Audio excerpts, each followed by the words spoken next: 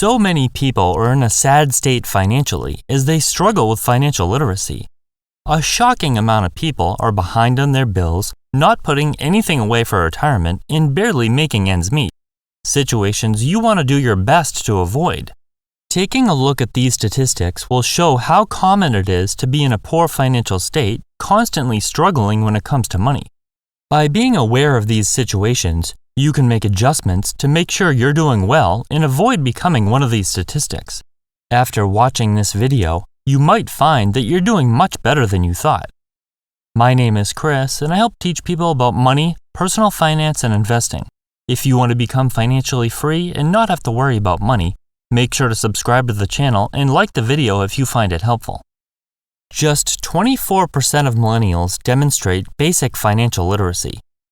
According to a study done by the National Endowment for Financial Education, millennials think they know more about money than they actually do. Of those born between 1981 and 1996, only about 1/4 of them have a basic knowledge of personal finance, but 69% of them gave themselves a high self-assessment on financial knowledge. In other words, most of them think they are good with money, yet most of them are not. Whether poor financial literacy was passed down from their parents or implemented in their own, this is a dangerous combination, and this is not promising them a bright future. People this age should be laying the groundwork for financial success, so their financial accomplishments will compound over time. Instead, many of them are establishing bad habits that will carry them to retirement age with nothing saved. 54% of student loan holders didn't calculate monthly payments beforehand. A study by NFCS Data found that most borrowers didn't fully comprehend what they were taking on when they obtained their student loans. Most of them didn't run the numbers to see how much they would actually be paying each month when it came time to start repaying that borrowed money. This is partly due to the impression that everything would be fine and dandy upon graduation when they begin earning a large income.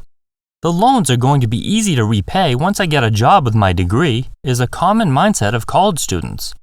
However, it's not surprising that young adults with no experience taking out and repaying debt made mistakes here. Most people that have borrowed money can agree that it takes much longer to pay back than they thought it would. Well over half of those surveyed say that they would make a change if they could go through the process again, as they realized the debt payments were larger than anticipated and incomes didn't meet expectations. 43% of Americans spend more than they earn each month and use credit cards to fund the difference. We've all heard the phrase, live below your means and spend less than you earn, but how many of us actually do that?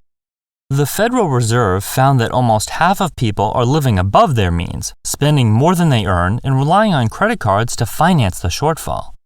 This means they don't have enough money to buy what they're buying and they choose to rely on debt, and high interest debt at that. There are many problems that could come as a result of this, but most obvious is that these people are going into debt and paying interest to fund their lifestyle. Instead of earning interest so that they can build wealth, they're in the habit of paying huge amounts. This is a hole that can be extremely difficult to dig yourself out of. 21% of Americans don't save anything. Bankrate found that 21% of Americans spend all of their income every month and don't save anything.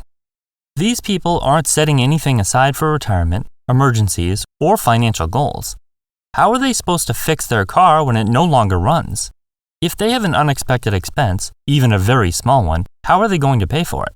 Further, about 20% of people surveyed save 5% of their income or less. Only about 16% of people have a savings rate above 15%. That's far from what's needed to invest for retirement, save for financial goals like moving into a new apartment, accumulate a down payment for a home, get a newer car, or even to make minuscule financial improvements. There are various reasons that people aren't saving anything for a rainy day, such as not earning enough money, spending more than they should, and generally wasting money, but making it a habit to save consistently should be a top priority. 66% of millennials have nothing saved for retirement. The National Institute on Retirement Security says that about 2/3 of millennials have no money put away for retirement. Even though retirement seems like a lifetime away, this is the perfect time to put money to work. The numbers are slightly higher for baby boomers and Gen Xers, but still not good when you consider that they have less time to prepare for the future. Could this be due to crippling student loan debt or wages that are less than anticipated? Regardless, it's in their best interest to see what they can do to make a change for the better sooner rather than later. While there's a small portion of millennials who do save something for retirement, about 95% of individuals in this age group save less than the amount recommended by experts.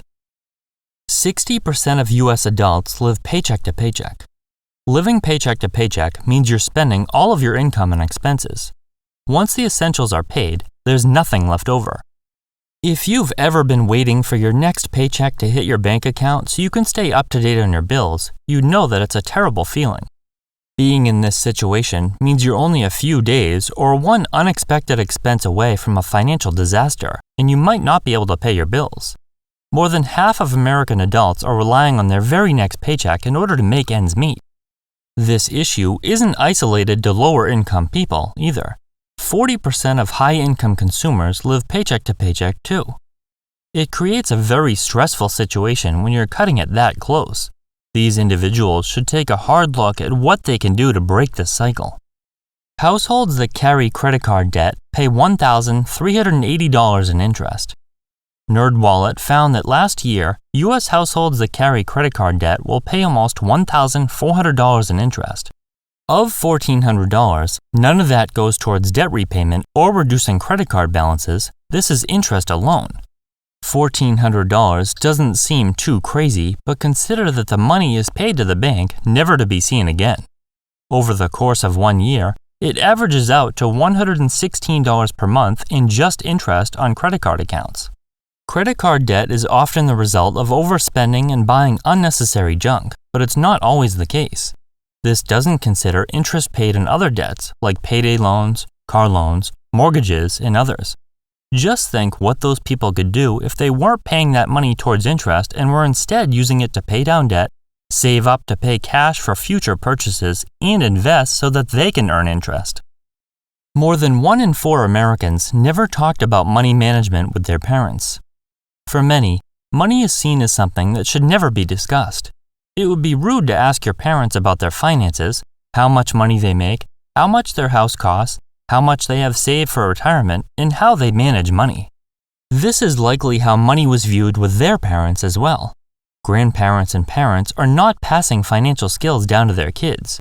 This is at least partly due to the fact that they don't know much about money management themselves. After all, the numbers show that older generations aren't so great with their money either. Where are people supposed to learn about financial literacy if their parents aren't able to teach them and they don't learn it in school? That leaves them to learn everything on their own, which evidently doesn't usually go well. These statistics should have you sharpening your pencil and writing down the do's and don'ts with money. Luckily, just a little bit of continued research and discipline on your part is all that's needed to succeed.